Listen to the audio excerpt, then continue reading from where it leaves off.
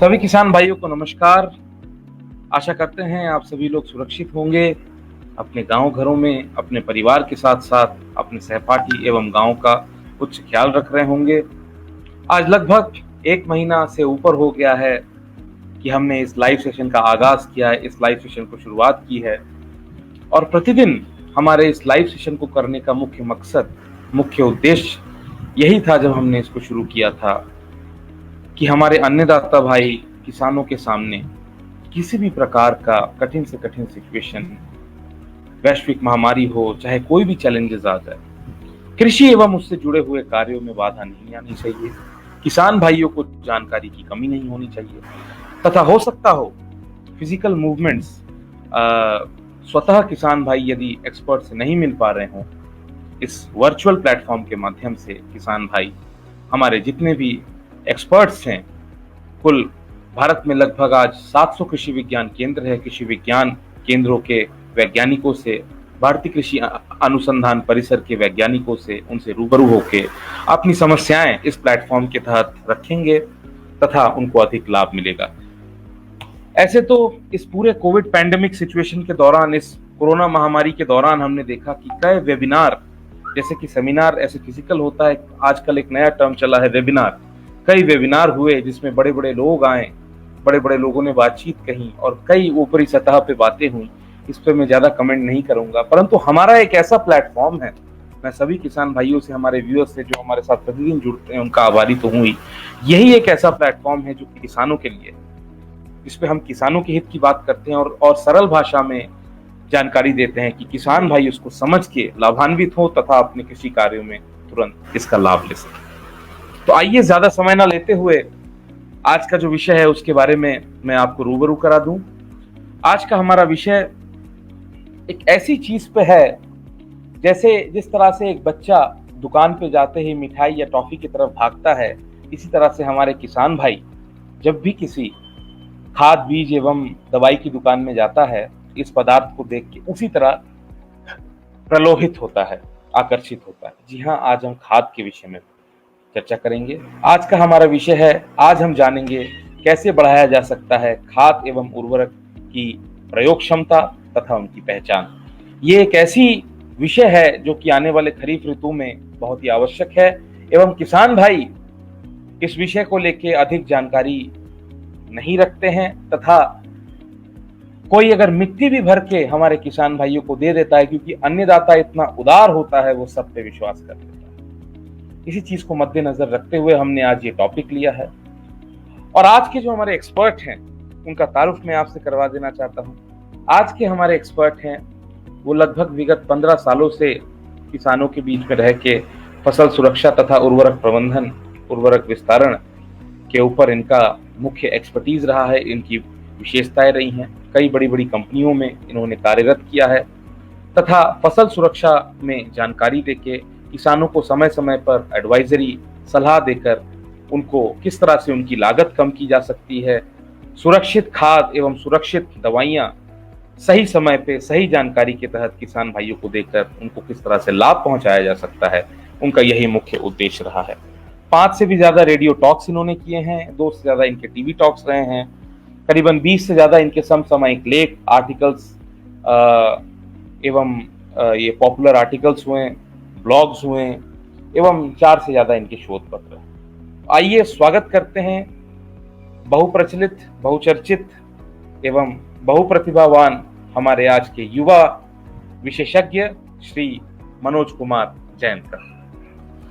मनोज जी नमस्कार। नमस्कार। नमस्कार सिद्धार्थ जी। नमस्कार मेरे किसान भाइयों, मेरे श्रोतागणों।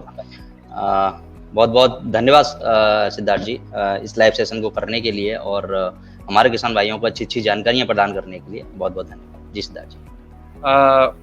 पूरी इफ्को किसान की टीम की ओर से तथा हमारे 1 लाख जो किसान भाई हैं और जो इस समय हमारे साथ लाइव सेशन देख रहे हैं, उन सभी की ओर से इस फेसबुक लाइव सेशन में आपका हार्दिक स्वागत एवं अभिनंदन। मैं आपको बता देना चाहता हूं, करीबन 50 से ज्यादा लोग इस समय लाइव सेशन में जुड़े हुए हैं हमारे साथ और उत्साह इतना है कि कई लोगों ने सवाल भी पूछने लग गए। मधुबाबू जी आंध्र प्रदेश से, Mahendra Singh Lucknow, Sandeep Nayak from Orissa, Jitendra Shukla Sitapur, Sumit Jha, Saurabh Rakshit West Bengal, Harishchandra Rajput Rajasthan, doctor Sushil Kumar Rai Lucknow, Paritosh Patra फिर वेस्ट बंगाल, मोनालिसा जी प्रयागराज, आनंद शुक्ला, नीलेश चौधरी, इन सभी लोगों ने, एवं भूपेंद्र नेहरा जी मेरठ से, इन सभी लोगों ने कमेंट करके आपका हार्दिक स्वागत एवं अभिवादन किया है। इन सभी व्यूअर्स का भी बहुत बहुत धन्यवाद हमारे साथ लाइव सेशन में जुड़ने के लिए तथा कमेंट करने के लिए। हमारे साथ विकास सिंह तोमर जी भी जुड़ गए हैं, जो खुद एक उद्यमी हैं। विकास जी, आपका भी स्वागत है, लखनऊ सीतापुर से हैं ये।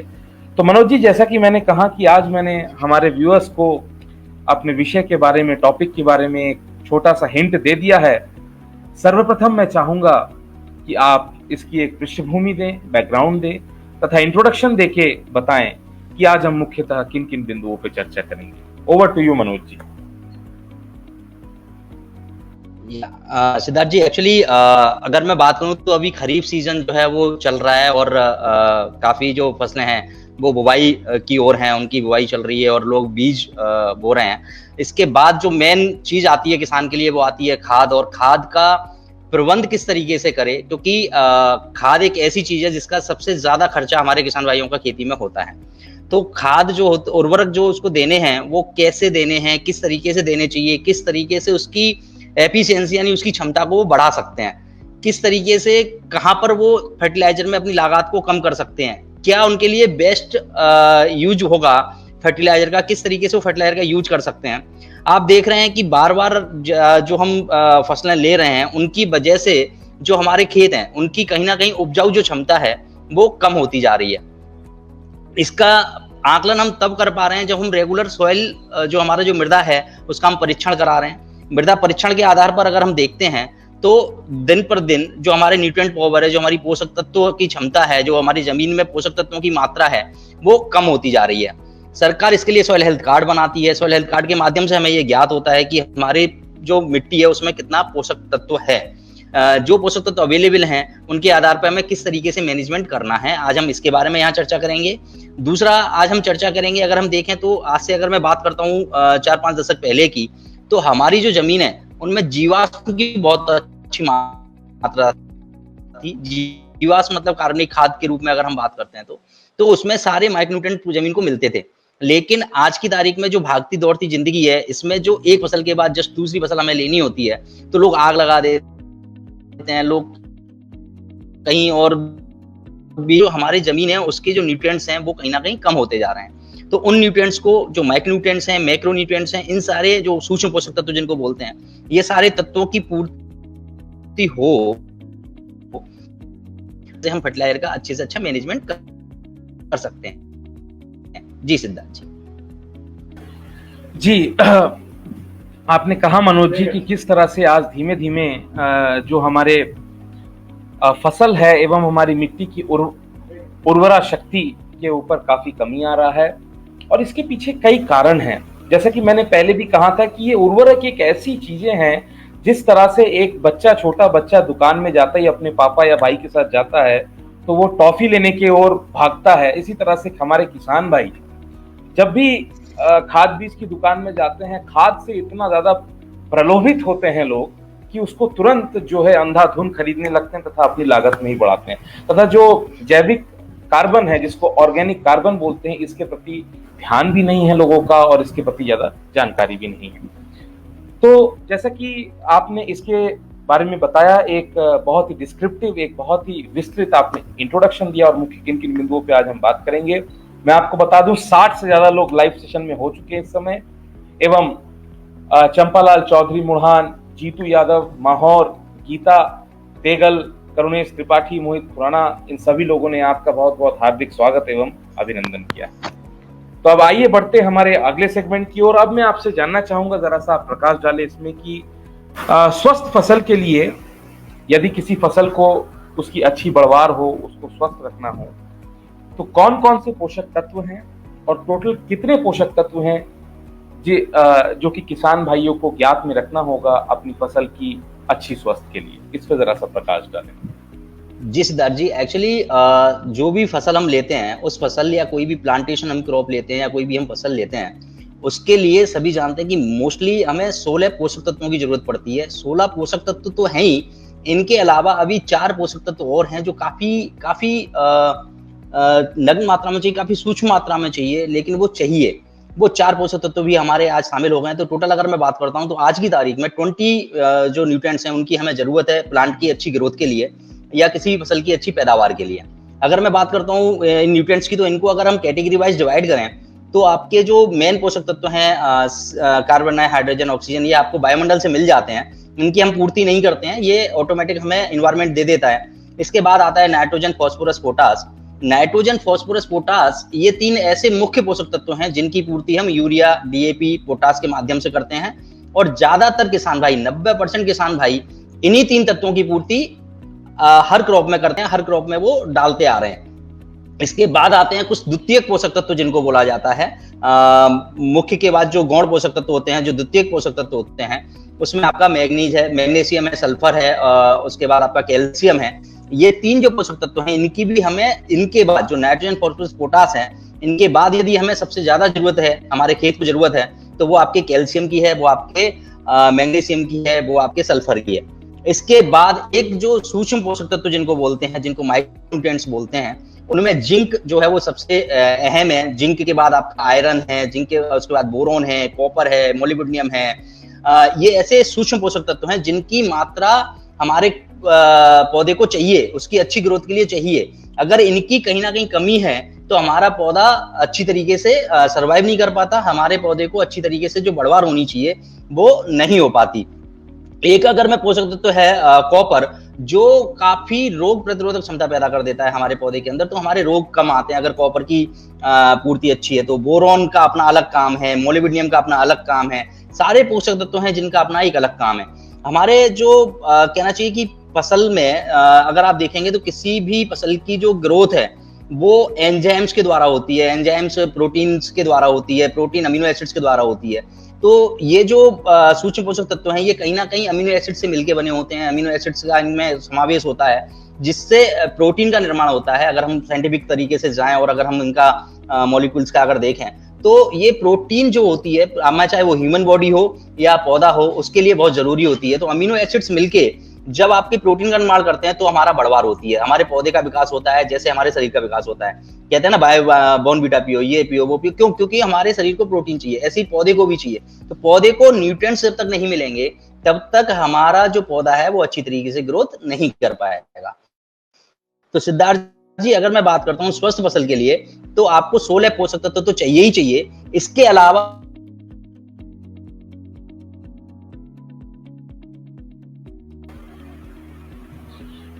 जी, जैसा कि मनोज जी कह रहे हैं कि जो 4 पोषक, तो इस तरीके से अगर मैं बात करता हूँ तो टोटल 20। हाँ, प्लीज कंटिन्यू मनोज। या तो मैं बात करता हूं तो टोटल हमें 20 पोषक तत्वों की जरूरत होती है, जिनमें से 16 तो चाहिए ही चाहिए, ये 4 हमें काफी कम मात्रा में चाहिए। जी सिद्धार्थ जी। जी मनोज जी, जैसा कि आपने कहा कि ये कुल 16 पोषक तत्व है जो किसी भी फसल की जीवन चक्र को जो है कंप्लीट करने में काफी महत्व रखते हैं। और 4 जो ये मुख्य हैं जिसको मेजर न्यूट्रिएंट्स हम कहते हैं, और ये 16 जिसको हम माइक्रो न्यूट्रिएंट्स कहते हैं। इसी के बीच में आपने ये भी कहा जो सेकेंडरी जो है न्यूट्रिएंट जैसे कैल्शियम, मैग्नीशियम और सल्फर, ये भी काफी प्रभाव रखते हैं। जो लोग हमारे साथ इस वक्त नए नए जुड़े हैं उनसे मैं कह देना चाहता हूँ, जैसे कि मैं देख रहा हूँ प्रेम कुमार गौंड जी, भानु रंगानी, नौटियाल शाश्वत, डॉक्टर श्रीराम सिंह जी, इन सभी लोग हमारे साथ इस समय जुड़ चुके हैं लाइव सेशन में।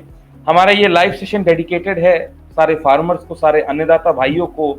और इस कोविड-19 के दौरान ये एक ऐसा वर्चुअल प्लेटफॉर्म है जिसमें सरल भाषा में, इजी लैंग्वेज में किसान भाई हमसे जुड़ सकते हैं डिफरेंट एक्सपर्ट्स के द्वारा और अपने कोई भी सवाल इसमें पूछ सकते हैं। 65 से ज्यादा लोग इस समय लाइव सेशन में जुड़े हैं, सभी का बहुत बहुत स्वागत है। आज हम बात कर रहे हैं fertiliser use efficiency and how to identify fertiliser. यदि मैं हिंदी में बोलूं, कैसे बढ़ाएं खाद की प्रयोग क्षमता तथा उनकी पहचान।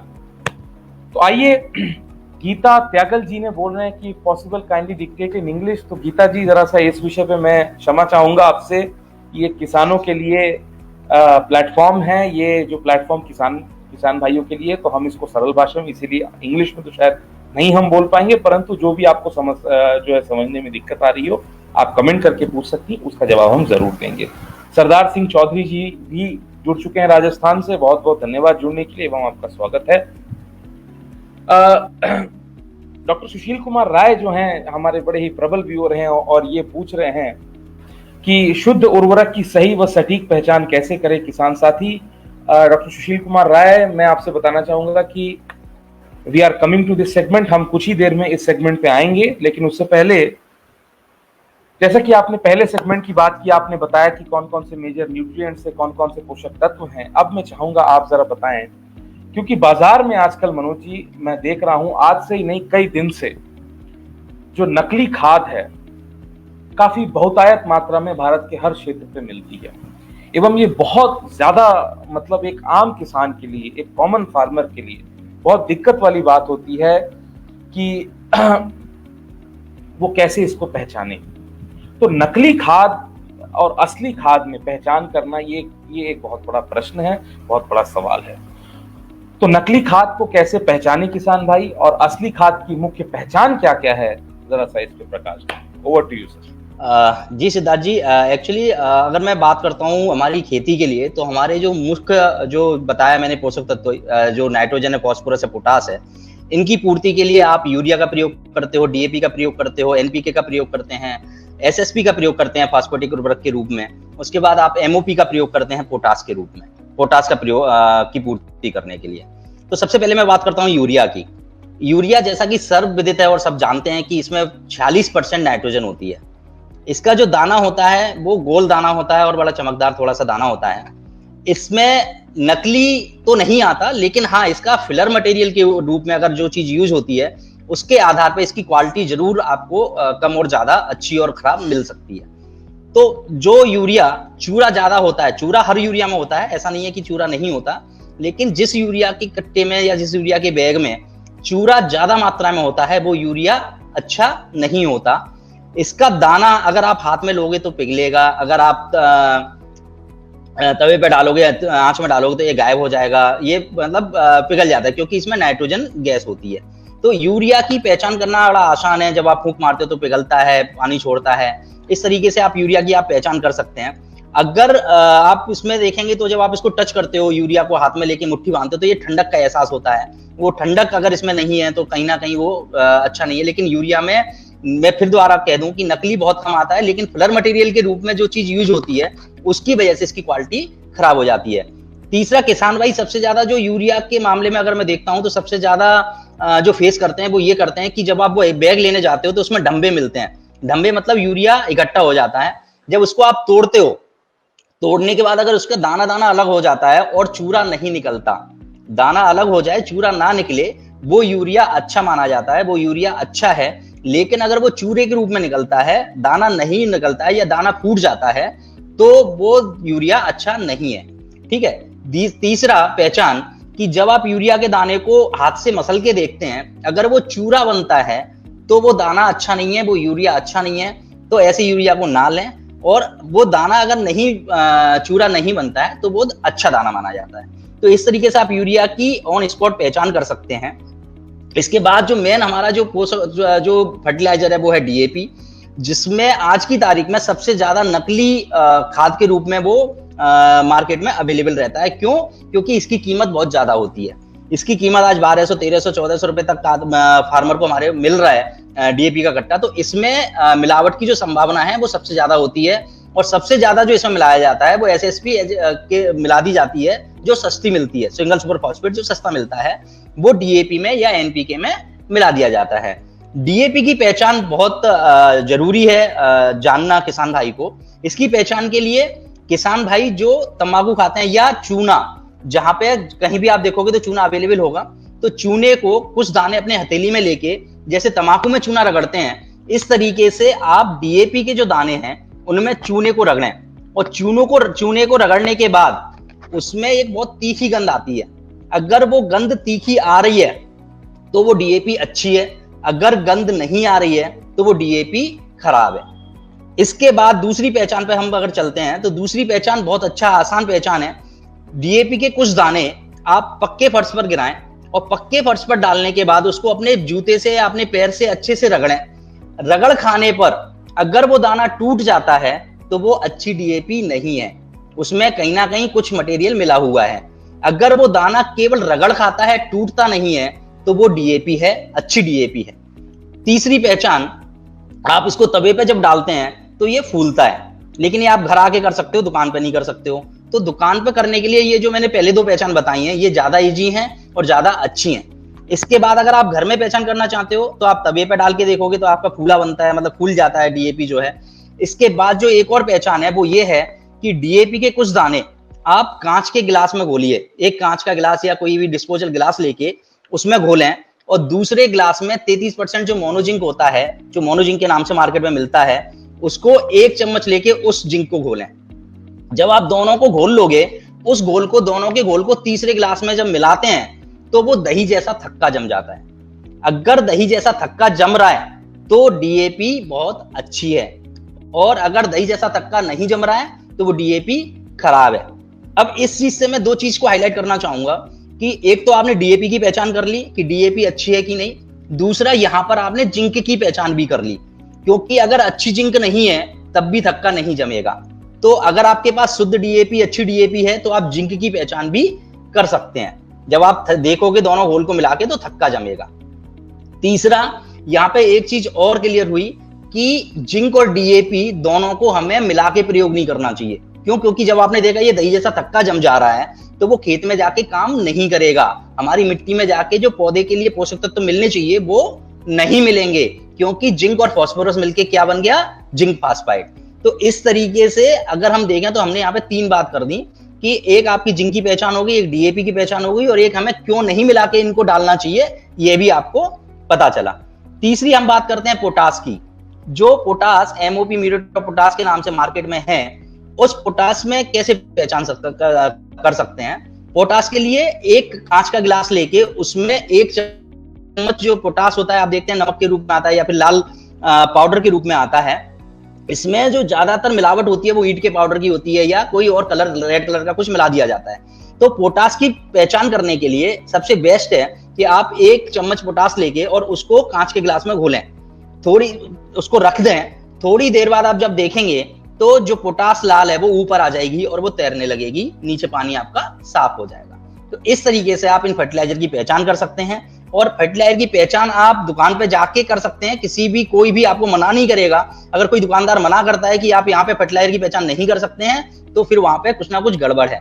तो आप ध्यान रखें, अपने फर्टिलाइजर की पहचान करें, उसके बाद ही आप फर्टिलाइजर खरीदें। डीएपी को तो स्पेशली आप पहचान के ही लें, अपनी जो पहचान आपको बताई गई है उनको पहचान करके ही आप लें। जी सिद्धार्थ जी।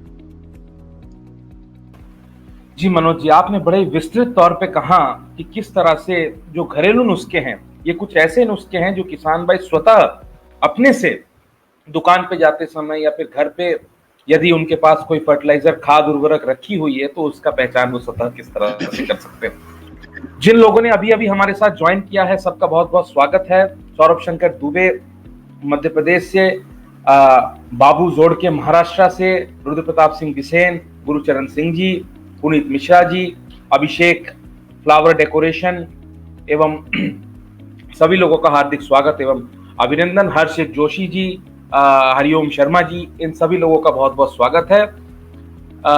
मेरी जो है पिछले ऑर्गेनाइजेशन ये K K Birla group Chambal fertiliser and chemicals limited से भी कुछ लोग जुड़े हुए हैं, उन सभी का बहुत बहुत स्वागत है। और आज ऐसा विषय है फर्टिलाइजर यूज एफिशिएंसी पे कि जो कि काफी लाभदायक है। तो जैसा कि आपने बताया, अभी आपने बड़ी मुख्य बातें बताई कि जो ये फॉस्फेटिक फर्टिलाइजर्स है, पोटेशिक फर्टिलाइजर्स है, इनकी बहुतायत मात्रा में नकलीपन आ रहा है बाजार में। इसको आपने एक तरीके बताए, जो भी तरीके इन्होंने आपने आज बताए हैं मनोज जी, मैं आशा करता हूं किसान भाई इसको जरूर आने वाले खरीफ ऋतु में इसको प्रयोग करेंगे तथा नकली खाद खरीदने से बचेंगे। सवालों की बहुत लंबी फहरिस्त लग चुकी है और लगभग 90 से ज्यादा लोग इस समय लाइव सेशन में हैं। आज का सेशन इतना रोचक है कि लोगों के मन में सवाल भी बहुत ज्यादा उत्पन्न हो रहे हैं। तो सर्वप्रथम मैं एक सवाल लूंगा जो बाबू जोड़के हैं महाराष्ट्र से। वो पूछना चाहते हैं कि इनकी, हालांकि बहुत क्लियरली इन्होंने नहीं पूछा, अगर बाबू जोड़के जी आपसे रिक्वेस्ट है थोड़ा क्लियरली आप लिखें तो हम और सवाल आपका ले सकते हैं। ये लिख रहे हैं कि कपास को दूसरी मांझा कब दें और कौन सी दें। मतलब मेरे ख्याल से ये पूछना चाह रहे हैं कि इनकी कपास की फसल इतने स्टेज में हो गई है कि अब ये सेकंड अपना मतलब फर्टिलाइजर डोज देना चाहते हैं, तो सेकेंड डोज कौन सी हो? अगर मनोज जी आप हो सकते तो इनको जरा सा गाइड करें, प्लीज डू गाइड। देखिए, कपास के लिए अगर मैं बात करता हूँ तो सब कपास में जो फर्टिलाइजर का रिकमेंडेशन है वो सेकंड डोज में अगर मैं बात करता हूँ तो आप प्रति एकड़ के हिसाब से अगर मैं जाऊं तो आपको नाइट्रोजन का रिकमेंडेशन बहुत कम हो जाता है, और वहां पे आपको केवल नाइट्रोजन का ही आपको प्रयोग करना होता है, और वहां पे आपको 10 किलो नाइट्रोजन प्रति एकड़ प्रयोग करनी है। इसके लिए अगर फर्टिलाइजर की अगर मैं बात करता हूँ तो आपको टोटल जो यूरिया है वो 20 किलो यूरिया प्रति एकड़ की दर से आपको प्रयोग करना है। सेकंड डोज की अगर मैं बात करता हूँ तो आप 20 किलो यूरिया प्रति एकड़ प्रयोग करें कॉटन की फसल में सेकंड जो डोज है उसके लिए। जी सिद्धार्थ जी। जी, आशा करते हैं बाबू जोड़के जी आपके सवाल का उचित जवाब मिल गया है। और जिन लोगों ने भी अभी हमारे साथ नए नए ज्वाइन किए उनको मैं बता दूं, किसान भाइयों का स्वागत है। 80 से ज्यादा लोग इस समय लाइव सेशन में हमारे साथ हैं। आज हम चर्चा कर रहे हैं कि हम आज विशेषता ये जान रहे हैं किस तरह से खाद एवं उर्वरक की प्रयोग क्षमता तथा उनकी पहचान की जाए, यानी यदि मैं अंग्रेजी में कहूं फर्टिलाइजर यूज एफिशिएंसी एवं उनके आइडेंटिफिकेशन के बारे में, जो कॉमन फैक्टर्स हैं। तो बाबू जोड़के जी के सवाल के बाद अब मैं आऊंगा दूसरे सवाल की ओर। हमारे एक दूसरे व्यूअर है मोनालिसा जी, जो कि प्रयागराज में हमारे साथ प्रतिदिन जुड़ती हैं। वो ये जानना चाहती हैं और इनके कमेंट्स से देख के लगता है कि ये शायद किचन गार्डनिंग काफी करती हैं। तो बहुत बहुत स्वागत है आपका मोनालिसा जी। वो ये पूछना चाह रही हैं कि sir kindly tell me what kind of nutrients और fertilizers are to be used in bottle gourd plant लौकी में, दैट इज लौकी, टू गेट मैक्सिमम यील्ड। जी मनोज जी, इनके सबसे पहला मेरा प्रणाम, और मैं जानता हूं आपको बहुत अच्छे से, और मेरा सबसे पहले आपको प्रणाम मोनालिसा आंटी जी। और दूसरा, जहां तक आपने बोतल गार्ड की बात करी है तो इसमें आप अगर फॉलियर स्प्रे के रूप में आप जो फर्टिलाइजर है उसका प्रयोग करें वो ज्यादा बेटर है, क्योंकि हम किचन गार्डन के रूप में आप करना है तो कोशिश करें कि आप होममेड जो आपके फर्टिलाइजर्स हैं उनका आप प्रयोग करें। जो कार्बनिक, जो आपके घर का कचरा होता है, जो आपके घर में ऑर्गेनिक मटेरियल जो आपके निकलते हैं, जो कि आपके सब्जी के जो छिलके निकलते हैं, इनके द्वारा आप ऑर्गेनिक खाद तैयार करके और वो आप अगर उसमें प्रयोग करें वो ज्यादा फायदा करेगा आपकी किचन गार्डनिंग में। दूसरा, अगर मैं बात करूं तो फॉलियर स्प्रे अगर आप करते हैं तो वो ज्यादा बेनिफिट होता है, जिसमें कई अगर मैं किचन गार्डन में, क्योंकि हमें बहुत ज्यादा मात्रा में या कॉमर्शियल पर्पज से नहीं करना है, तो जो आपका किचन गार्डन है उसमें आप कोई भी ग्रोथ प्रमोटर लेके आप उसका स्प्रे करते रहें, और साथ में आप घर पे जो जो फर्टिलाइजर बनेगा वो ज्यादा इफेक्टिव होगा, जो वो ज्यादा कारगर होगा, और जो उसका आपका स्वाद भी बढ़ाएगा, जो टेस्ट है वो भी बढ़ाएगा। तो आप अगर होममेड जो फर्टिलाइजर है उसका प्रयोग करेंगे तो वो ज्यादा आपके लिए हेल्थ के हिसाब से ज्यादा फायदा है। और अगर फॉलियर स्प्रे आप करना चाहते हैं तो आप उसमें 19-19-19 का स्प्रे कर सकते हैं, जो 1 किलो के पैकेट में आता है। 05234 आता है, वो 1 किलो के पैकेट में आता है। इन 2 पैकेट को लाके रखें और इन 2 पैकेट का आप समय समय पे स्प्रे करते रहें। ये इसकी जो मात्रा है वो 5 ग्राम प्रति लीटर पानी के हिसाब से आपको घोल के और उसका आप स्प्रे करें, वो ज्यादा आपको फायदा करेगा। जी सिद्धार्थ जी।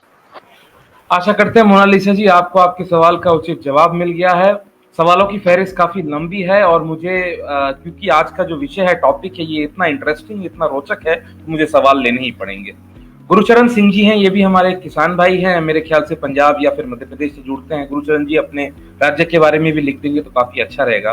तो उनका ये सवाल है कि सर बैंगन, एग प्लांट जिसे हम कहते हैं, बैंगन में यूरिया डाल सकते हैं या नहीं? जरा इनके सवाल का उचित जवाब दें।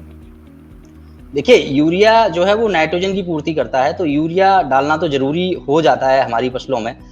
लेकिन अगर मैं बात करता हूँ यूरिया की कि कितनी मात्रा डालनी चाहिए, तो उसकी ब्रिंजल की फसल में इसके लिए मैं आपको एडवाइस करूंगा कि आप इसमें यूरिया की जो अवेलेबिलिटी है, यूरिया ना डालें ब्रिंजल प्लांट में। कितना डालें इसके लिए मुझे थोड़ा सा देखना पड़ेगा, क्योंकि अभी मेरे दिमाग में नहीं है क्लियरली ब्रिंजल का जो कितना इसका यूज है, यूरिया का कितना डालना है आपको। तो इसके लिए मैं आपको कमेंट्स में आपको गाइड जरूर करूंगा। जी सिद्धार्थ जी। जी, आशा करते हैं गुरुचरण जी जो आपने अपना सवाल पूछा है, जैसे कि हमारे एक्सपर्ट ने कहा है कि वो कमेंट में इसकी सटीक मात्रा आपको जरूर बता जी देंगे।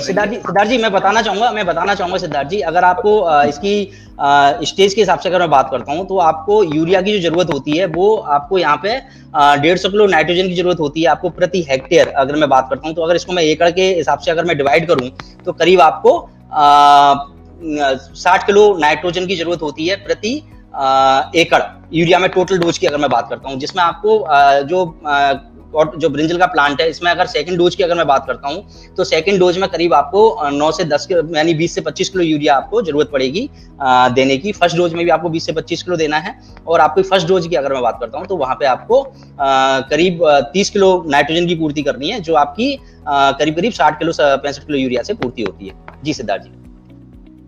जी मनोज जी, आशा करते हैं गुरुचरण जी आपको आपके सवाल का उचित जवाब मिल गया है। मौसमी वर्धन भट्टाचार्य जी हैं, गुड़गांव से हमारे साथ जुड़ी हैं, ये भी काफी किचन गार्डनिंग करती हैं। इनका ये प्रश्न है हमसे। सर्वप्रथम तो बहुत बहुत धन्यवाद हमारे साथ लाइव सेशन में जुड़ने के लिए।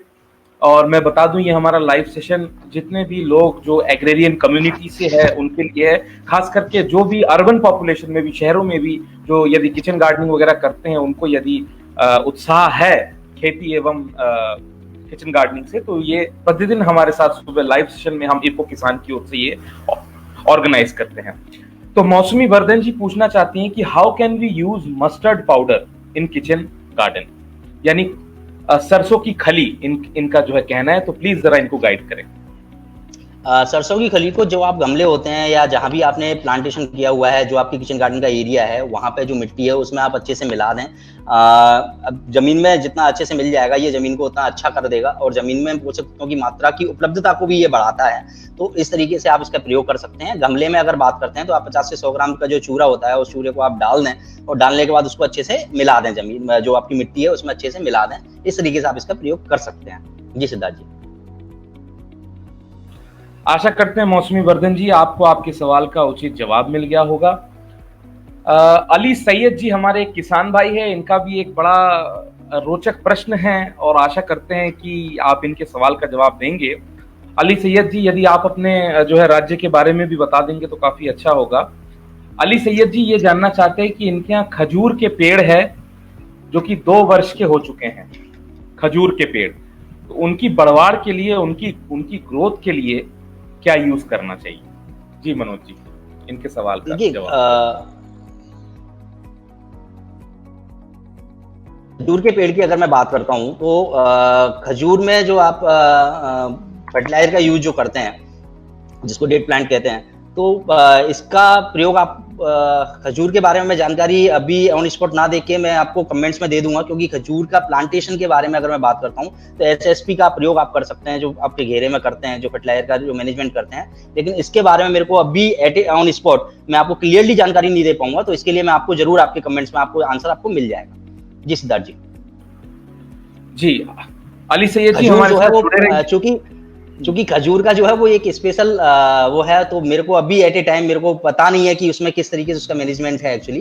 तो मैं आपको इसका आंसर जरूर दूंगा, लेकिन मैं आपको बाद में इसका आंसर जरूर मिल जाएगा।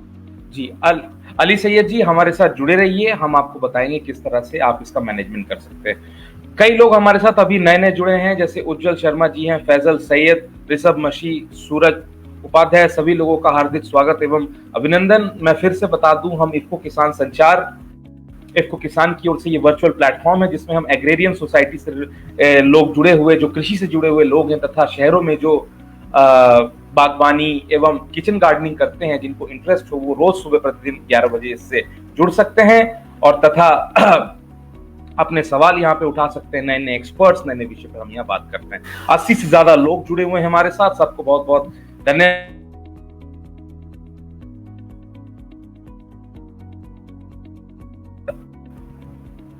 दूसरा सवाल पूछना चाहूंगा, गौरव राहवती जी हैं, वो ये जानना चाहते हैं, मनोज जी मेरी आवाज आ रही है आप तक? जी जी जी। गौरव राहवती जी हैं, वो ये पूछना चाह रहे हैं कि धान में डीएपी से अलग क्या और कितना उर्वरक प्रयोग करें। आई होप कि उनका प्रश्न आपको क्लियर होगा। के लिए जी जी, धान के लिए डीएपी के अलावा आप उसमें अमोनियम सल्फेट का प्रयोग कर सकते हैं। अमोनिकल फॉर्म में जो मिलता है, और धान के अंदर आप इसका एसएसपी का ही प्रयोग कर सकते हैं, लेकिन आप अमोनियम सल्फेट का प्रयोग करेंगे वो ज्यादा होगा, या फिर आप एनपीके का ही प्रयोग कर सकते हैं। इनकी जो मात्रा होती है, अगर आप डीएपी का जो रिकमेंडेशन है वो 50 किलो प्रति एकड़ के हिसाब से है, तो अगर एनपीके है तो उसमें जो ग्रेड है, जो आप ग्रेड ले रहे हैं एनपीके का, उसके आधार पर आपको मात्रा जो है वो कैलकुलेट करनी होगी। अगर आप 28-28 ले रहे हैं, 20-20 ले रहे हैं, आप 12-12 ले रहे हैं, या 12-32-16 ले रहे हैं, तो उसके बेसिस पे आपको उसकी मात्रा जो है वो कैलकुलेट करनी होगी। और कहूं तो जो ग्रेड है, जो आप देखते हैं कि डीएपी के अंदर आपका 40% जो है वो फास्फोरस होता है। इसी तरीके से अगर एनपीके 12-32-16 की, अगर अमोनियम सल्फेट की बात करें, 20-20 जो आता है, 20-20 की हम बात करते हैं, 20-20-13, तो इसमें सल्फर की मात्रा भी होती है 13%, और इसमें 20-20-13 होता है, तो 20% इसमें फास्फोरस होता है। तो इस तरीके से अगर मैं बात करता हूँ तो उसको 40 देना है, तो इसको 20% इसमें फास्फोरस होती है, तो इसकी हमें 2.5 गुना मात्रा करनी होती है। करीब करीब हमें एक जो हम 50 किलो डीएपी की बात कर रहे थे, उसकी जगह हमें 110 किलो या 120 किलो हमें जो है वो अमोनियम सल्फेट देना पड़ेगा। जी सिद्धार्थ जी। जी, आशा करते हैं गौरव रावत जी, आपको आपके सवाल का उचित जवाब मिल गया है। दिव्येंदु पॉल जी हैं, वेस्ट बंगाल से हमारे साथ जुड़ चुके हैं, उनके यहाँ काफी वर्षा हो रही है, उन्होंने ये भी कहा। सिद्धार्थ जी डेट प्ले भी मेरे पास एक सवाल आया था, जो अगर मैं ईयरली बात करता हूँ तो ईयरली करीब 600 ग्राम नाइट्रोजन की जरूरत पड़ती है। जो मैं बात करता हूं तो करीब आपको 140 ग्राम नाइट्रोजन प्रयोग करनी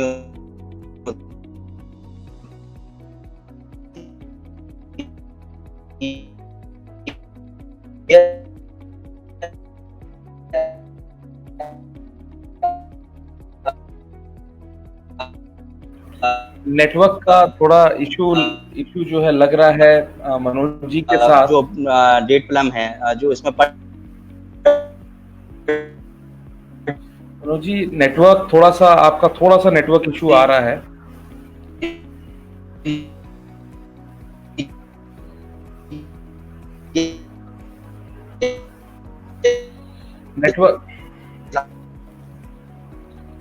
नेटवर्क का थोड़ा सा इशू आ रहा है हमारे एक्सपर्ट के साथ, ये मनोज जैन जी के साथ। हम लोग अपना जो है डिस्कशन अभी जारी रखेंगे, थोड़ा सा नेटवर्क ठीक होने तक। जैसा कि उन्होंने कहा कि इस समय गौरव रावत जी की बात करी कि डीएपी के जगह, जिसको हम डाई अमोनियम फॉस्फेट कहते हैं, उसकी जगह ये अमोनियम सल्फेट कह सकते हैं। डीएपी एक ऐसा पदार्थ है जो पोटैश की मात्रा को पूर्ण तो करता ही है, साथ ही साथ नाइट्रोजन की भी आपूर्ति फसलों में करता है। और आपको करीब 75 ग्राम इसमें पोटास पर ट्री यानी पर प्लांट आपको देना होता है।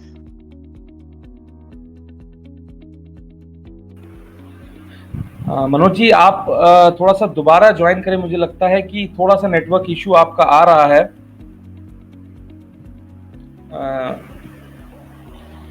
चलिए कोई बात नहीं, ये नेटवर्क 20 किलो पोटास।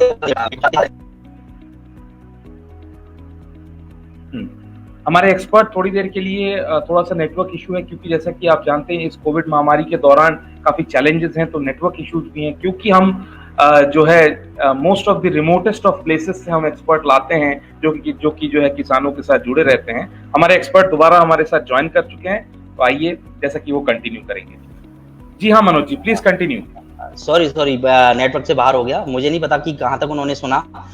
मैं बात कर रहा था आपकी जो खजूर है उसके बारे में। तो उसमें जो प्लांट है, पर प्लांट जो न्यूट्रिएंट देना है वो यूरिया के रूप में, अगर मैं बात करता हूँ नाइट्रोजन की जो मैं बात कर रहा था, वो 140 ग्राम नाइट्रोजन आपको देनी होती है, 100 ग्राम आपको फॉस्फोरस देना होता है, और 75 ग्राम पर ट्री आपको पोटास की पूर्ति करनी होती है। अगर मैं पर हेक्टेयर की बात करता हूँ तो 30 किलो नाइट्रोजन, आपका 20 किलो फॉस्फोरस और 50 किलो आपका जो पोटास है उसकी पूर्ति आपको करनी होती है पर एकड़। लेकिन अगर ऑर्गेनिक अगर मैं बात करूँ तो अगर मैन्योर आपके पास अवेलेबल है तो 20 से 25 टन आपको FIM या गोबर की खाद जिसको हम बोलते हैं, और या फिर कंपोस्ट है तो 4 से 5 टन कंपोस्ट आपको प्रति हेक्टेयर जरूर प्रयोग करें, जिससे आपकी प्लांट जो है वो अच्छे ग्रोथ कर सकें। जी सिद्धार्थ जी। जी, आशा करते आई होप हैं उन्हें आंसर मिल गया होगा जिन्होंने खजूर के बारे में पूछा था। हाँ, अली जैद जी, आपको आपका सवाल जो है मिल गया है। जो लोग हमारे साथ अभी अभी नया ज्वाइन किए उन सबको मैं फिर से बोल देना चाहता हूँ, इफ्को किसान का ये ऐसा प्लेटफॉर्म है जो कि किसानों के लिए हमने खास करके एग्रेरियन कम्युनिटी और जो भी लोग शहरों में किचन गार्डनिंग एवं बागवानी करते हैं उनके लिए ये प्लेटफॉर्म है। प्रतिदिन सुबह जो है 11 बजे हम लाइव सेशन करते हैं, नए नए एक्सपर्ट्स नए नए विषय पे हम चर्चा करते हैं और ये सुनिश्चित करते हैं कि हमारे अन्नदाता भाई, फार्मर्स तथा जो भी लोग खेती एवं बागवानी में इंटरेस्ट लेते हैं उनको अच्छी से अच्छी जानकारी मिल सके। दीपांशु मिश्रा जी हैं, वो ये जानना चाहते हैं कि केला में पोटैश ज्यादा लगता है, MOP महंगा पड़ता है, तो 0050 की बुआई कर सकते हैं क्या? जी मनोज जी, जब आप प्लांटेशन लगाते हैं, प्लांट जब जून में आप प्लांटेशन करते हैं केले की, जो आपकी वेराइटी है G9 वगैरह जो भी आप करते हैं, तो वहाँ पर उसमें आप पोटाश की पूर्ति कर सकते हैं। वो आप 0050 है उसका स्प्रे बहुत जरूरी होता है जिस समय पे आपकी स्टेज होती है उसकी, तो वहाँ पे वो अगर स्प्रे करते हैं, साथ में आप मैग्नीशियम सल्फेट का भी उसमें स्प्रे काफी कारगर होता है, तो वो भी आप प्रयोग करें तो वो ज्यादा कारगर है। लेकिन आप उसमें आप उसके स्प्रे के रूप में उसकी पूर्ति कर सकते हैं। जी सिद्धार्थ जी।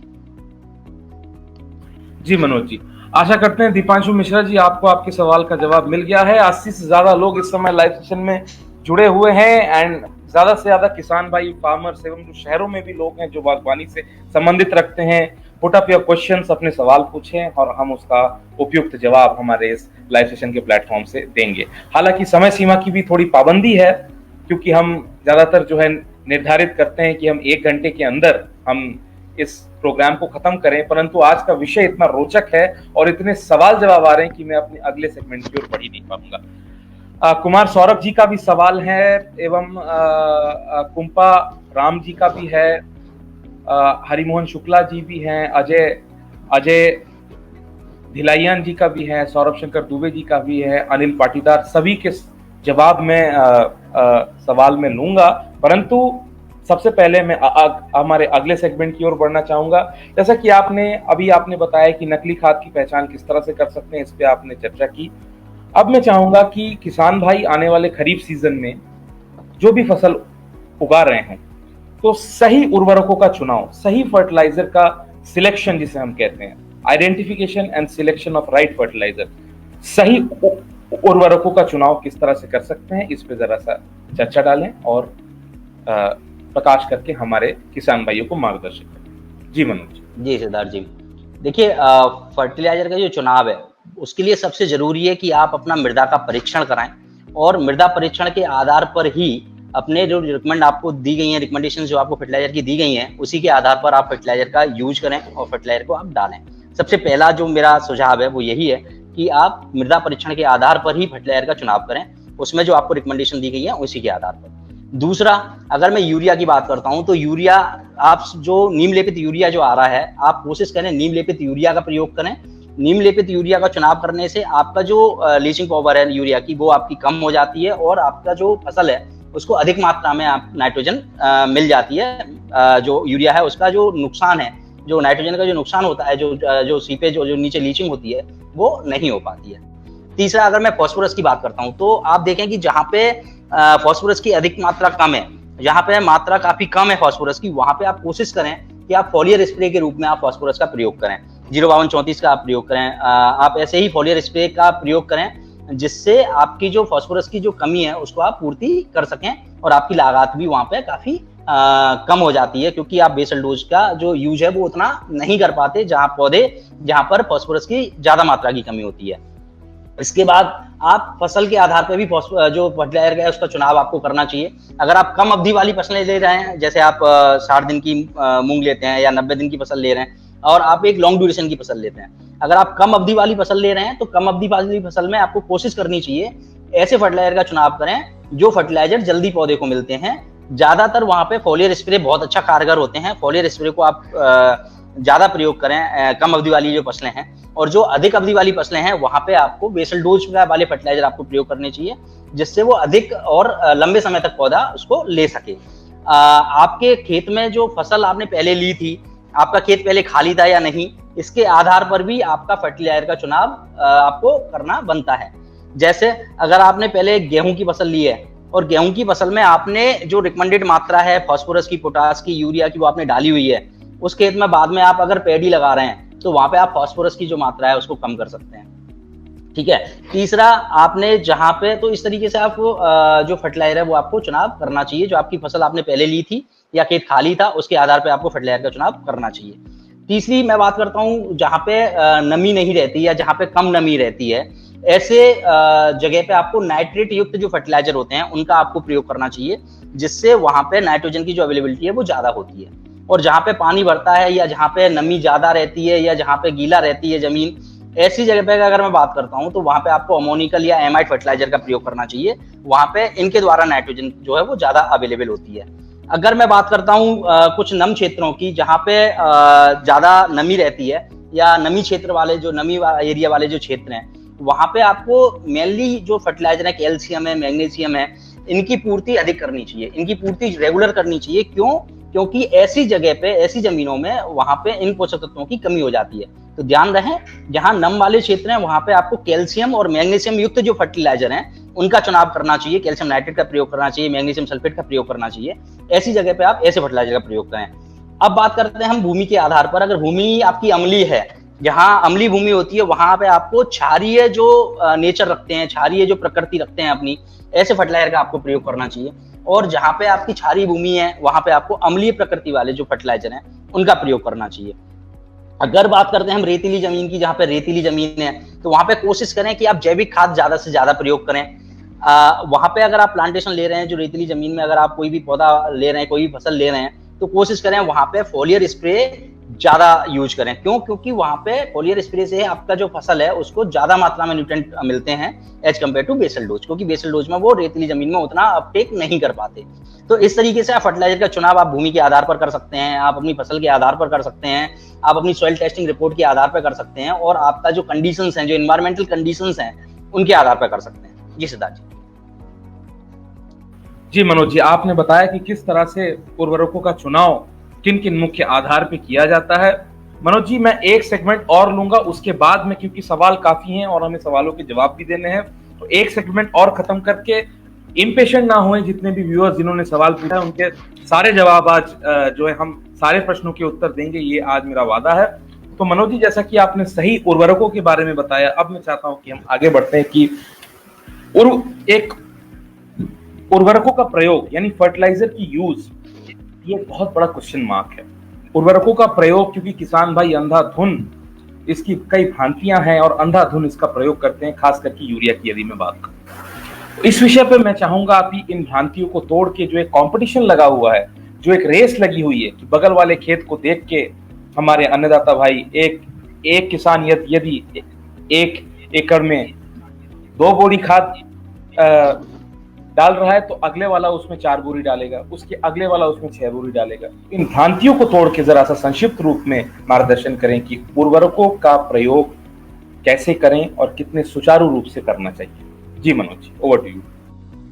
जी देखिए, जहां तक उर्वरक के प्रयोग की बात है कि कब और कैसे करें, तो उर्वरक का जो प्रयोग है वो आपको अपनी फसल के आधार पर करना है, आपको पड़ोसी को देख के नहीं करना है। पड़ोसी के खेत की क्या स्थिति है वो पड़ोसी जानता है, आपके घर की क्या कंडीशन है वो आप जानते हो। तो जरूरी नहीं है पड़ोसी अगर 10 रोटी खाता है तो हम भी 10 रोटी खाएंगे, उससे आपका कुछ नहीं बनना। तो आपको ध्यान रखना है कि जब भी आप फर्टिलाइजर का प्रयोग करें, आपकी जो फसल है उसमें जितनी मात्रा आपको सुझाई गई है, जितनी मात्रा आपको वैज्ञानिकों ने बताई है, उतनी ही मात्रा का आप प्रयोग करें। अगर आप ज्यादा भी खा लोगे, अगर आप, एक मैं एग्जांपल देना चाहूंगा कि अगर आप 4 रोटी की भूख है आपको और अगर आपको 8 रोटी दे दी जाए तो क्या आप खा पाओगे? 4 रोटी आपकी वेस्ट जाएंगी, 4 रोटी आप फेंकोगे। वही कंडीशन आपकी फर्टिलाइजर की भी है। अगर जमीन के अंदर 40 किलो नाइट्रोजन की जरूरत है और वहां पे आपने अगर 80 किलो दे दिया या 60 किलो दे दिया, तो आपका वो नाइट्रोजन जमीन बोलेगी नहीं, लेकिन वो यूज भी नहीं आएगा, तो आपका पैसा फालतू जाएगा। तो कोशिश करें जितनी मात्रा आपको सुझाई गई है उतनी ही मात्रा का आप प्रयोग करें। अगर आप हरी खाद वगैरह का प्रयोग करते हैं तो स्वाभाविक है कि आप बुआई से पूर्व, और कोशिश करें खेत में 15 दिन पूर्व डाल के, 15 दिन पहले डाल के आप खेत में इसको मिट्टी में अच्छे से मिला दें। जो भी हरी खाद है, कंपोस्ट है, FIM है, इस तरीके की कोई भी खाद है, इसको आप मिला दें। आप अगर हरी खाद के लिए कोई फसल ले रहे हैं, ढैंचा ले रहे हैं या सनई ले रहे हैं, तो इनको आप जमीन में अच्छे से आप मिला दें कल्टीवेटर के द्वारा, और इसको अच्छी जुताई कर दें जमीन की, अच्छे से मिल जाए, जिससे आपकी जमीन में वो अच्छे से काम कर सके। अब मैं बात करता हूं अगर फास्फेटिक उर्वरक की। फास्फेटिक उर्वरक या पोटासिक उर्वरक जो होते हैं, इनकी जो मात्रा है ये हमें बुवाई के समय दे देनी चाहिए। जब हम बुवाई करते हैं तो बुवाई से पूर्व जब हम खेत तैयार करते हैं तो खेत तैयार करते समय हमें दे देना चाहिए। इनका कोशिश करें कि ये जड़ क्षेत्र के पास आए। जो ये पोषक तत्व हैं ये जड़ क्षेत्र के पास होंगे तो अच्छा काम करेंगे, क्योंकि ये इमोबाइल यानी अगतिशील अवस्था में हमारे खेत में होते हैं। तो फॉस्फेटिक उर्वरक और पोटासिक उर्वरक जो होते हैं, इनको आप कोशिश करें कि आप जड़ क्षेत्र के पास दें। इनके अलावा अगर मैं बात करता हूं तो कैल्शियम हुआ, मैग्नीशियम हुआ, आयरन हुआ, जिंक हुआ, इनका आप कोशिश करें कि आप जड़ क्षेत्र के पास दें, जिससे इनकी जो अवेलेबिलिटी है वो ज्यादा हो सके पौधे को। तीसरी अगर मैं बात करता हूँ नाइट्रोजनी जो उर्वरक होते हैं, नाइट्रोजन उर्वरक जो है वो आपको बेसल डोज में देना होता है। साथ में आपको जो 20 से 25 दिन की जब फसल हो जाती है, 30 दिन की जब फसल हो जाती है, वो क्रॉप की स्टेज के आधार पर आप यूरिया का प्रयोग करें। कोशिश करें जो यूरिया है उसको किसी भी फसल में 3 दिन तक 3 बार में दें, 3 बार में उसका प्रयोग करें बेसल डोज में, फर्स्ट टॉप ड्रेसिंग और सेकंड टॉप ड्रेसिंग। आप जो इसको डोज है वो स्प्लिट कर लें। आप पहला जो बेसल डोज में देंगे वो बेसल डोज में आपको आधी मात्रा देनी है, और जो 1/3 मात्रा बचेगी वो 1/3 मात्रा आपको दूसरा जो फर्स्ट डोज। हमारे एक्सपर्ट दोबारा हमारे साथ जुड़ चुके हैं मनोज जी, क्योंकि नेटवर्क की जो है प्रॉब्लम लग रही है आपके क्षेत्र में। तो मैं चाह रहा हूं, आपने कई सारे जो है मुख्य बिंदुओं पे चर्चा कर ली हैं। अब अंततः मैं चाहूंगा आप आखिरी बिंदु पे चर्चा करके हमें जो है सवाल जवाब लेने हैं। तो उर्वरकों की मात्रा किस तरह से निर्धारण करें, कितने डोज में फर्टिलाइजर प्रति एकड़ किसी भी फसल में देनी चाहिए, और इस पे जरा सा चर्चा करके हमारे किसानों को मार्गदर्शन करें। जी सिद्धार्थ जी, एक्चुअली फर्टिलाइजर का जहाँ का यूज है, जो मैंने बताया कि फर्टिलाइजर की जो मात्रा है वो आपको जो आपकी मात्रा सुझाई गई है, जो आपकी जो मृदा परीक्षण के आधार पर जो मात्रा आपको सुझाई गई है, उसके मात्रा पे आपको फर्टिलाइजर का जो यूज है वो करना चाहिए। हर फसल की अपनी एक सुझाई की मात्रा है वैज्ञानिकों द्वारा, उस मात्रा का ही हमें प्रयोग करना चाहिए। हरी खाद जो आपके फास्फेटिक उर्वरक और जो पोटासिक उर्वरक हैं, इनका जो प्रयोग है वो आपको जड़ क्षेत्र के पास करना चाहिए। इनके अलावा कैल्शियम, मैग्नीशियम, आपके एस जो उर्वरक हैं, जिंक है, आयरन है, इनका जो प्रयोग है ये भी जड़ क्षेत्र के पास करें, जिससे ये ज्यादा मात्रा में पौधे को मिल सके। तीसरी अगर मैं बात करता हूँ आपके जो नाइट्रोजनी जो फर्टिलाइजर हैं, इनको आप 3 बार में प्रयोग करें। आप जो बेसल डोज है उसमें आधी मात्रा का प्रयोग करें, और दूसरा 20 से 25 दिन पर, और 40 से 45 दिन 50 दिन पर आप प्रयोग करें। कोशिश करें जो आपकी 100 दिन की और 120 दिन की फसलें हैं उसमें जो नाइट्रोजन की जो पूर्ति है वो 50 दिन तक पूरी कर लें। ठीक है, तो आपका जो पौधे की जो बढ़वार है, पौधे की जो ग्रोथ है वो काफी अच्छी होती है। अब इसकी मात्रा का निर्धारण कैसे करें, इसके आधार पर जो मैं बात करूं तो अगर आप धान और गेहूं का आप अगर देखें, जो फसल चक्र आप अगर ले रहे हैं, तो वहां पे अगर गेहूं के अंदर आपने अच्छी मात्रा डाली है, या जो रबी की आलू की फसल आप लेते हैं उसमें अगर अच्छी मात्रा डाली है फास्फेटिक उर्वरक की, तो खरीफ में जो आप फसल लेने वाले हैं उसमें आप फास्फेटिक उर्वरक की मात्रा को कम कर सकते हैं। क्यों? क्योंकि आलू में फास्फेटिक उर्वरक आप काफी अच्छी मात्रा में डाल चुके होते हैं, तो वहां पे वो आपका यूज काफी हो जाता है। दूसरा, जहां आपने हरी खाद प्रयोग की हुई है या जहां कंपोस्ट का प्रयोग किया हुआ है, वहां पे आप प्रति टन कंपोस्ट के हिसाब से, अगर आपने वहां पे 5 टन कंपोस्ट डाला है किसी भी खेत के अंदर, तो वहां पे प्रति टन आप 5 किलो नाइट्रोजन कम कर सकते हैं। और उसके बाद आप अगर पोटास और फास्फेटिक उर्वरक की अगर मैं बात करूं तो 2.5 किलो पोटास जो रिकमेंडेड मात्रा है फसल की, उसमें 2.5 किलो पोटास या 2.5 किलो आपका फास्फेट जो फॉस्फेट है वो, और आपका 5 किलो नाइट्रोजन, ये प्रति टन के हिसाब से आप कम करके डाल सकते हैं। तो इस तरीके से डालेंगे तो आपकी जो फसल की लागत है, जो फर्टिलाइजर की लागत है, वो काफी कम हो सकती है और आपको वहां पे काफी बेनिफिट मिल सकता है। अगर मैं बात करता हूं तो किसी भी फसल की 10 से 20% मात्रा आप बचा सकते हैं फर्टिलाइजर की, अगर आप सही से उसको देखें और सही से अगर उसको मैनेज करें। आप ध्यान रखें, पहले की जो फसल ली थी उसके आधार पर, और जो फसल में सुझाई की जो मात्रा है, या जो मृदा का परीक्षण के आधार पर सुझाई की मात्रा है, उसके आधार पर अगर आप फर्टिलाइजर का प्रयोग करते हैं तो निश्चित ही आपकी जो फर्टिलाइजर की जो कॉस्ट है वो 20% तक आपकी कम आ जाएगी। जी सिद्धार्थ जी। जी मनोज जी, आपने आज इतने रोचक विषय पर चर्चा की। फसल के लिए कितने पोषक तत्व होते हैं, खाद की पहचान, उर्वरक को कितने समय कैसे उसका प्रयोग किया जाए, उसकी मात्रा कैसे निर्धारित की जाए, इन सभी विषयों पे आपने एक कंप्लीट पैकेज बताया और आपने बड़ी ही रोचक जानकारी देके आशा करता हूं कि किसान भाई अपने ही खेत में इन सभी जो एक्टिविटीज है, ये जो सभी तरीके हैं, इनको अपनाकर स्वस्थ उर्वरक, सही उर्वरक खरीदें और कम से कम लागत में खेती करें।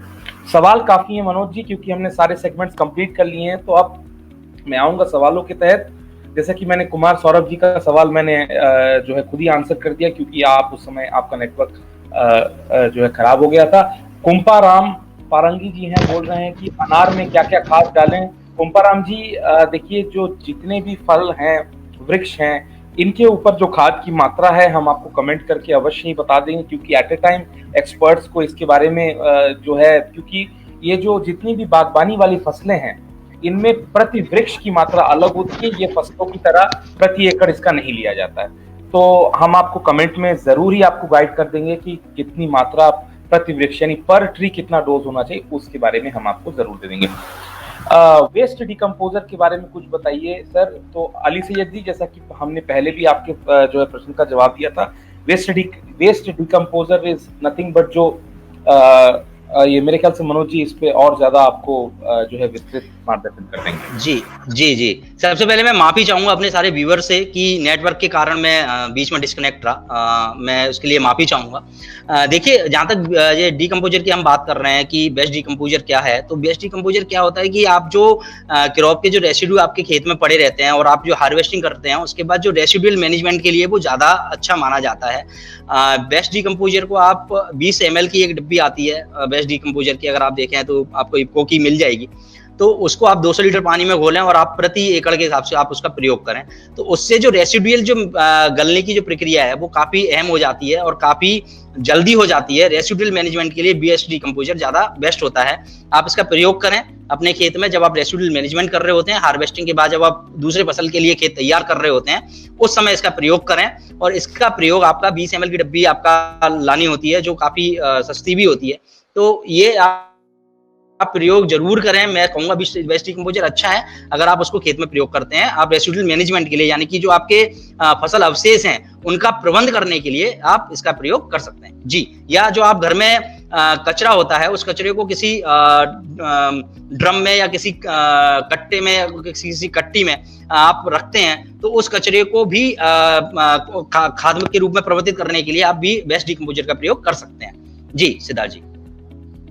जी मनोज जी, जिन लोगों ने भी अभी अभी हमारे साथ ज्वाइन किया है, क्योंकि जैसे मैं देख रहा हूँ कि सुप्रिया प्रकाश जी फ्रॉम कर्नाटका, दीपान्विता दे पुणे से, मिसेस अमृता चटर्जी, हिमेश सरकारी, इन सभी लोग का हार्दिक स्वागत एवं अभिनंदन है। मैं एक बार फिर कहना चाहता हूँ जो नए व्यूअर्स से, हम लोग इफ्को किसान का एक ऐसा वर्चुअल प्लेटफॉर्म है, ये फेसबुक लाइव सेशन सीरीज जो पिछले विगत 1 महीनों से चल रहा है, और फार्मर्स एवं एग्रेरियन सोसाइटी में जो भी लोग जुड़े हुए हैं, अन्नदाता भाई, कोई भी चैलेंजेस, इस पैंडेमिक चैलेंजेस के सिचुएशन में किस तरह से उनको नॉलेज डिसेमिनेशन, अच्छे से अच्छी जानकारी, खेती और उससे जुड़ी हुई जितनी भी गतिविधियां हैं उनकी जानकारी हम इस अपने चैनल के माध्यम से देते हैं।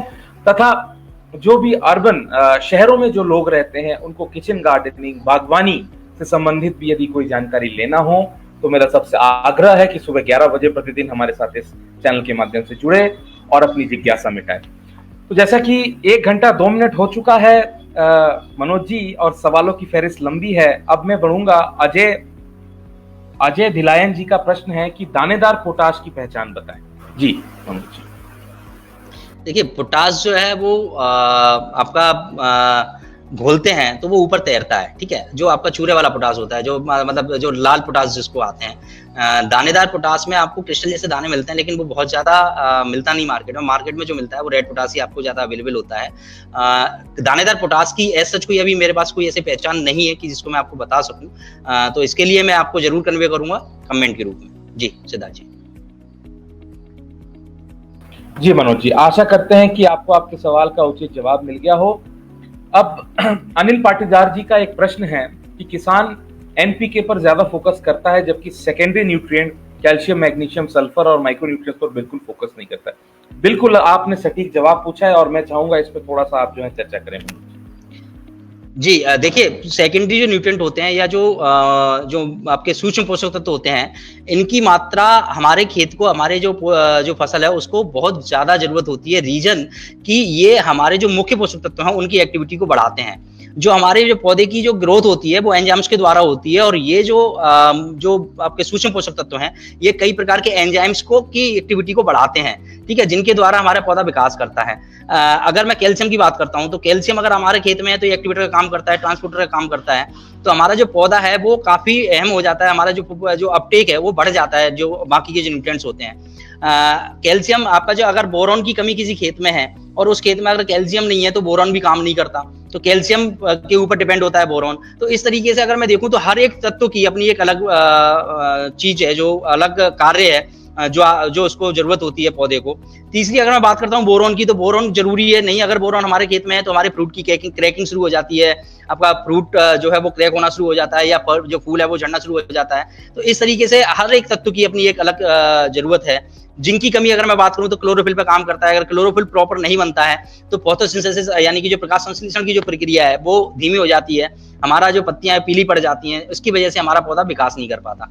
तो निश्चित ही अगर हमें जो हमारा मेन जो कहते हैं ना, एक अपनी थाली अगर मैं बात करूं भोजन की थाली की, तो उसमें केवल दाल रोटी अगर आपको मिल जाए तो आप खाना खाते हो, पेट भरते हो, आपका काम हो जाता है। ऐसा नहीं है कि आप भूखे रहते हो, आपका पेट भर जाता है, लेकिन साथ में अगर आपको चटनी, अचार, मुरब्बा और पापड़, अगर ये सारा चीजें और मिल जाएं तो आपके जो भोजन का जो स्वाद है वो बढ़ जाता है। तो जो आपके जो सूक्ष्म पोषक तत्व हैं ये उनका ही काम करते हैं। ये कहीं ना कहीं आपके जो भोजन है, जो पौधे का भोजन है, उसमें अचार का, चटनी का, मुरब्बा का, आपके पापड़ का, इनका काम करते हैं। तो सलाद आपको अगर खाना है तो आपसे ताकत बढ़ेगी। आपको कहते हैं, आपकी आज की तारीख में चल रहा है, कोविड-19 चल रहा है, इसमें आपको कह रहे हैं कि आप सलाद ज्यादा खाओ क्योंकि इम्यूनिटी बढ़ाता है, आप ज्यादा से ज्यादा प्रोटीन लो, ज्यादा से ज्यादा ये चीजें लो।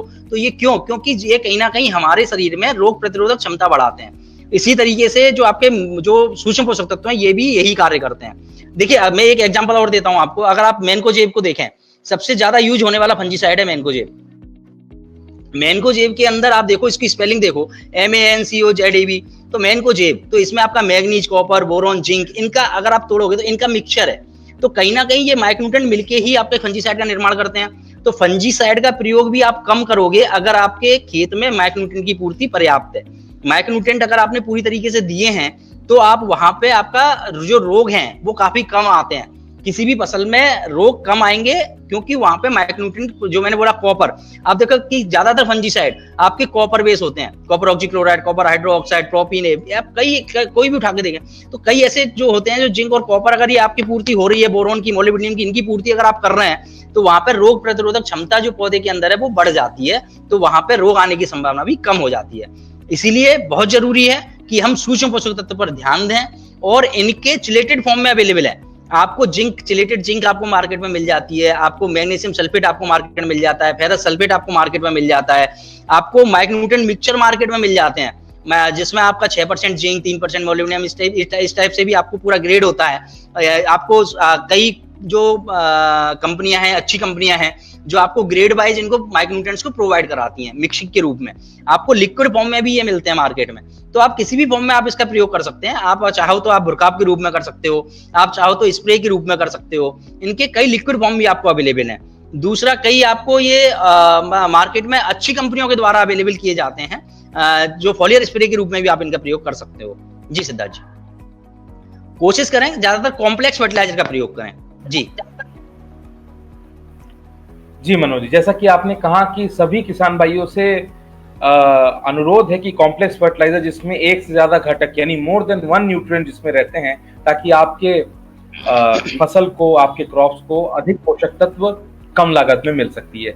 1 घंटा 8 मिनट हो चुका है और सवालों की फहरिस्त काफी लंबी है। मैं आज थोड़ा क्षमा लेना चाहूंगा कि मैं जिन किसान भाइयों के सवाल नहीं उठा पाऊंगा क्योंकि हमारी कुछ समय की सीमा है। मैं नाम लेना चाहूंगा। सबसे पहले तो अनिल पाटीदार जी, धन्यवाद सवाल पूछने के लिए। सौरभ शंकर दुबे जी हमारे मध्य प्रदेश के किसान प्रतिनिधि जुड़ते हैं, वो ये जानना चाहते हैं अदरक और हल्दी का फर्टिलाइजर शेड्यूल। सौरभ शंकर जी, इसके ऊपर एक पूरा सेशन हो सकता है। और फर्टिलाइजर शेड्यूल अगर मैं बात कहूँ तो आप जो है निराश ना हों, हमारे साथ प्रतिदिन जुड़े और आपका इस सवाल का जवाब हम निश्चित ही 24 घंटे के अंदर कमेंट करके आपको बताएंगे, इसकी पूरी जानकारी देंगे।